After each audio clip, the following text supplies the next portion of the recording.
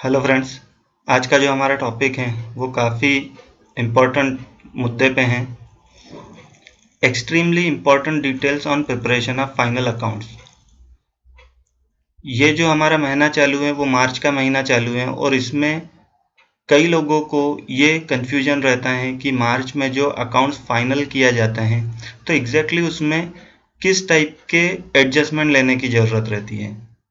क्योंकि साल भर तो वो सेल परचेज और नॉर्मल एक्सपेंसेस वगैरह की एंट्री करते ही हैं, लेकिन फाइनलाइजेशन का नाम सुनते ही कई लोग कंफ्यूज हो जाते हैं कि एग्जैक्टली ऐसा क्या वर्क उनको बैलेंस शीट फाइनल करने के लिए करना पड़ता है पीरियड क्लोज होने से पहले। तो देखिए इसमें क्या है, essentials for preparation of final accounts are end of the period adjustments. Preparation of final accounts को end of the period adjustments भी कहते हैं, क्योंकि हमारा जो फाइनेंशियल ईयर है, फाइनेंशियल पीरियड है, वो 31 मार्च को क्लोज होता है, तो इसलिए उसे and of the period adjustment कहते हैं। दोस्तों, आपने अकाउंट्स के फील्ड के जितने भी लोग हैं उनको ये कहते हुए ज़रूर सुने होंगे कि मार्च में उनके पास टाइम नहीं रहता है क्योंकि उन्हें फाइनलाइजेशन का वर्क करना पड़ता है। तो आप लोग सोचते होंगे कि आखिर क्या करना है बैलेंस शीट फाइनल करने के लिए, क्योंकि साल भर तो बाकी एंट्रीज हो ही रही है जैसा कि मैंने आपको पहले ही बताया। तो एग्जैक्टली कहाँ अकाउंट्स के फील्ड वाले लोग बिजी रहते हैं मार्च के महीने में, जो उन्हें टाइम नहीं मिल पाता और उन्हें ओवर टाइम करना पड़ता है। या इवन मैं ये वीडियो इसलिए बना रहा हूँ क्योंकि कई लोगों को पता भी नहीं है कि मार्च एंडिंग के काम में एग्जैक्टली क्या क्या चीज़ें इंक्लूड होना चाहिए ताकि वो आपकी बैलेंस शीट प्रॉपर तरीके से फाइनल हो सके। वीडियो स्टार्ट करने से पहले मैं आपको बोलना चाहूँगा कि अगर आपने हमारे चैनल डिजिट्स इंस्टीट्यूट को अभी तक सब्सक्राइब नहीं किए हो तो इसे सब्सक्राइब कर लें और बेल आइकॉन को भी ज़रूर दबा दें ताकि हमारे आने वाले हर वीडियो की नोटिफिकेशन आपको मिलती रहे, क्योंकि हम इस चैनल पर समय समय पर ऐसे ही टैक्सेशन और अकाउंट से रिलेटेड इंफॉर्मेटिव वीडियोस डालते रहते हैं। सबसे पहले देखिए कि meaning of finalisation of account किसे कहते हैं। It means an amendment to an accounting record or figure which needs to allow for circumstances not recorded in the accounting system till the finalization date। यानी ऐसे adjustment जो कि finalisation date तक नहीं हुए हैं, यानी फाइनलाइजेशन डेट मतलब 31 of March of any year.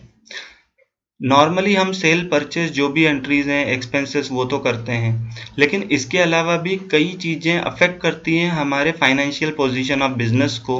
तो उसकी प्रॉपर एंट्रीज करना ज़रूरी हो जाता है बैलेंस शीट फाइनल करने से पहले, क्योंकि उसी बैलेंस शीट के बेस पे हमारा इनकम टैक्स रिटर्न फाइल होता है। तो इसलिए हर एडजस्टमेंट को प्रॉपरली कंसिडर करना ज़रूरी हो जाता है। They affects either the trading account or the profit and loss account, but definitely the balance sheet। ये जो एडजस्टमेंट हम करेंगे या तो ट्रेडिंग अकाउंट को अफेक्ट करेगा या तो प्रॉफिट एंड लॉस अकाउंट को, लेकिन डेफिनेटली उसका इफेक्ट बैलेंस शीट में जाना ही है। तो इसलिए हमारे तरफ से कोई भी एक सिंगल एडजस्टमेंट की एंट्री नहीं छूटना चाहिए जिससे हमारी financial position of business change हो जाएगी। This is also regarded as end of the period adjustment. जैसा कि मैंने आपको पहले ही बताया कि हमारा फाइनेंशियल ईयर एंड होता है 31 मार्च को, इसलिए इसे and of the period adjustment भी कहा जाता है। Finalisation of accounts includes the following. देखिए इसमें क्या क्या इंक्लूड रहेगा, क्या क्या हमें करने की जरूरत है फाइनलाइजेशन के लिए। To check opening balances. देखिए कई बार ऐसा होता है कि सॉफ्टवेयर पीरियड जब किया जाता है, यानी लास्ट फाइनेंशियल ईयर का जो नया सॉफ्टवेयर आपने स्टार्ट किए थे उसके जो ओपनिंग बैलेंसेस थे, कुछ सिचुएशंस ऐसी हो जाती हैं कि सॉफ्टवेयर पीरियड करने के बाद भी कई लेजर्स के बैलेंसेस चेंज होते हैं। जैसे कि सपोज आपके पास 2 या 4 पार्टियों के परचेज बिल आपने सॉफ्टवेयर पीरियड करने के बाद आए, उस कंडीशन में आप क्या करोगे, परचेज बिल एंटर कर चुके हो आप पुराने सॉफ्टवेयर में, लेकिन हो सकता है कि आप उसका जो क्लोजिंग बैलेंस चेंज हुआ था वो ये साल के जो आपके ओपनिंग बैलेंसेस ट्रांसफर हुए थे उसे आप करेक्ट करना भूल गए हो, तो बेहतर यही होता है कि इस बार का जो आप अपना अकाउंट क्लोज कर रहे हो उसके पहले आप फिर से एक बार अपने सारे ओपनिंग बैलेंसेस देख लें। इवन कई कंडीशंस में ऐसा होता है कि सॉफ्टवेयर स्पिलिट करने के बाद कई टाइप के एक्सपेंसेस हमें वाउचर मिलते हैं और बाद में जाके हम वो पीछे हमारे पुराने साल में जो क्लोज हो चुका है उसमें जाके वो एंटर करते हैं, तो जिसके कारण क्या होता है कि कैश का बैलेंस भी घट जाता है। तो अगर हमारा जो भी कैश का बैलेंस हमारे पुराने साल में था उसी का ओपनिंग हमारे पास यहाँ रहना चाहिए, नहीं तो ऐसा हो जाएगा कि इस नए साल में आपके पास ज़्यादा का ओपनिंग लिया हुआ था जबकि आपका वो उतना क्लोजिंग बैलेंस था ही नहीं। तो बेहतर यही होता है कि हर अकाउंट का ओपनिंग बैलेंस एक बार चेक कर लिया जाए पुराने साल का जो भी क्लोजिंग बैलेंस था उससे। दूसरा है टू वैल्यू क्लोजिंग स्टॉक, यानी 31 मार्च तक के आपके पास जो क्लोजिंग स्टॉक है उसका वैल्यू क्या है। देखिए, परचेज और सेल से तो आपका स्टॉक अफेक्ट होता ही है, इसके अलावा और बहुत सारी चीज़ें होती है जिसके कारण आपका क्लोजिंग स्टॉक अफेक्ट करता है। लाइक इसमें डैमेजेस हो सकते हैं या कुछ चीज़ें मिसप्लेस हो गई है, नहीं दिखाई दे रही, उसे भी आपको राइट ऑफ करना पड़ेगा। या कुछ प्रोडक्ट आपने एज ए सैंपल डिस्ट्रीब्यूट किए थे एडवर्टाइजिंग के तौर पे, तो वो पर्टिकुलर जो जो आपने आइटम्स एडवर्टाइजिंग के लिए सैंपल के रूप में दिए थे तो पर्टिकुलर वही आइटम आपको माइनस करना पड़ता है आपके क्लोजिंग स्टॉक में से। या इवन कई बार बिजनेस का ओनर जो रहता है वो कुछ मटेरियल अपने पर्सनल यूज के लिए यूज करता है, जिसे ड्राविंग्स कहते हैं। अगर आपने हमारा पुराना सेशन देखे होंगे तो आपको ड्राविंग्स का क्या मतलब है ये समझ में आएगा। तो नॉर्मली आप समझिए कि अगर बिजनेस का ओनर बिजनेस में से कोई पैसा या कोई मटेरियल उठाता है तो उसे ड्राविंग्स कहते हैं। तो अगर बिजनेस के ओनर ने कुछ मटेरियल उठाया है तो उससे भी स्टॉक जर्नल वाउचर से जाके एडजस्ट करके वो हमारा जो बुक का क्लोजिंग स्टॉक है उसको हमारे फिजिकल क्लोजिंग स्टॉक से मैच किया जाता है। तो ऐसे ही कई एडजस्टमेंट आपको स्टॉक से रिलेटेड लेना पड़ेगा ताकि आपका बुक में जो क्लोजिंग स्टॉक है वो आपके फिजिकल स्टॉक से मैच रहे। तीसरा है टू प्रिपेयर बीआरएस। बीआरएस मतलब बैंक रिकंसिलिएशन स्टेटमेंट। देखिए, बैंक रिकंसिलिएशन स्टेटमेंट का मतलब है जो आपका बैंक बुक है, जो आपके सॉफ्टवेयर में आप बैंक बुक मेंटेन कर रहे हो उसे आपका जो बैंक है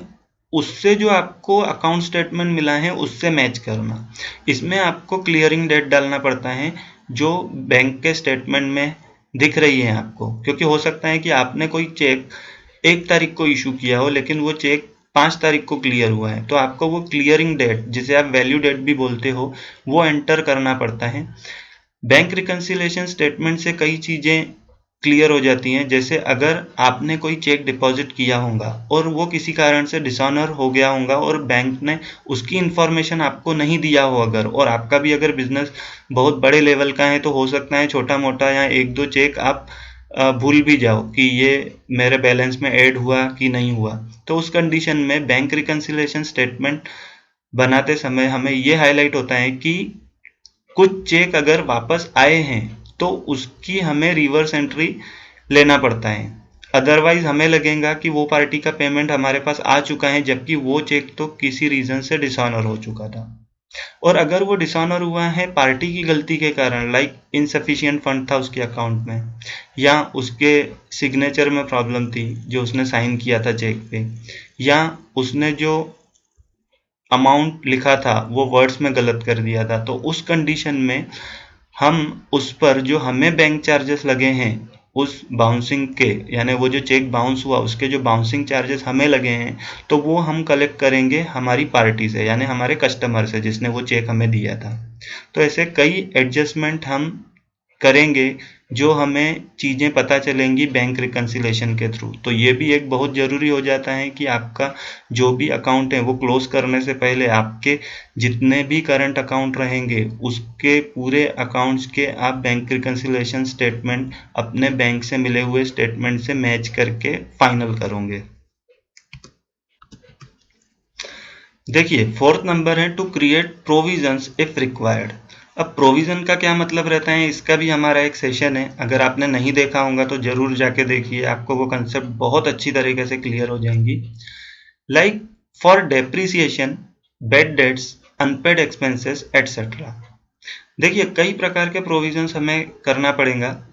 क्योंकि देखिए बेड डेट्स का मतलब रहता है कि वो पैसा जो हमारे डेटर यानी जो हमारे कस्टमर हैं उनसे मिलने ही नहीं वाला है, वो डूब चुका है, तो अननेसेसरी वो बैलेंस को बार बार हर साल कैरी करने का कोई मतलब नहीं है, उसे राइट ऑफ करना ही बेहतर रहता है। तो बेड डेट्स आपका प्रॉफिट एंड लॉस अकाउंट में डेबिट किया जाएगा और वो पर्टिकुलर जो भी डेटर होगा उसको राइट ऑफ कर दिया जाएगा। वैसे ही अनपेड एक्सपेंसेस स्पेशली ये होता है मार्च के महीने में ही, कि मार्च महीने की अगर एग्जांपल के लिए मैं बोलूं तो सैलरी वो होती है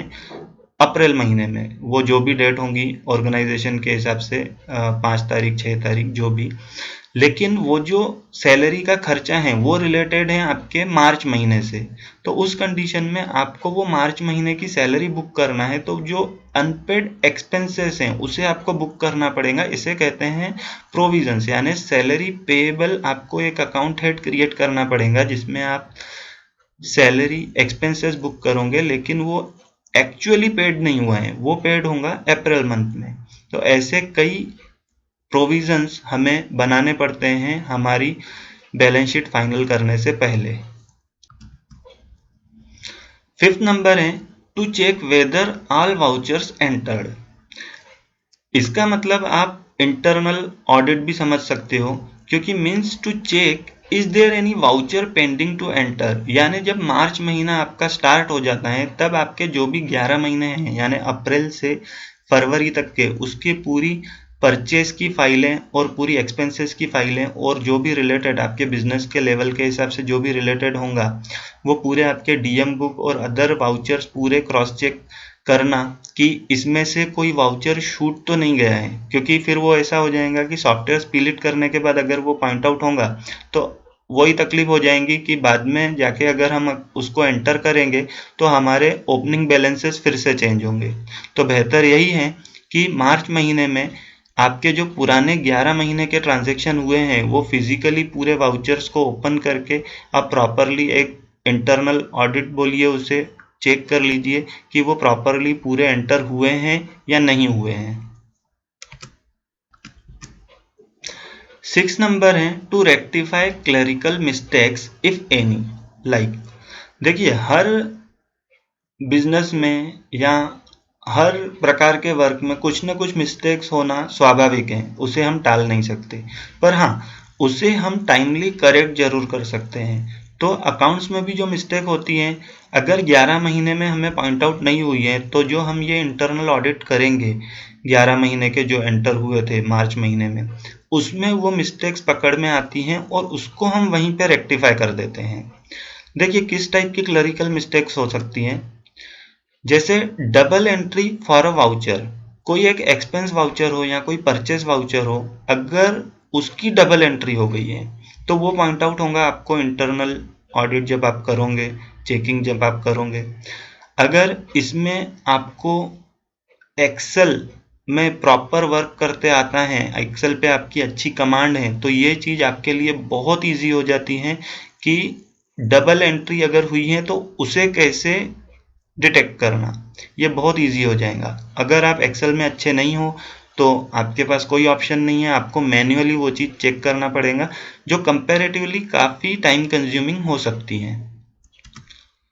wrong treatment for a ledger account like debit instead of credit. हाँ, एक दूसरी गलती जो नॉर्मली होती है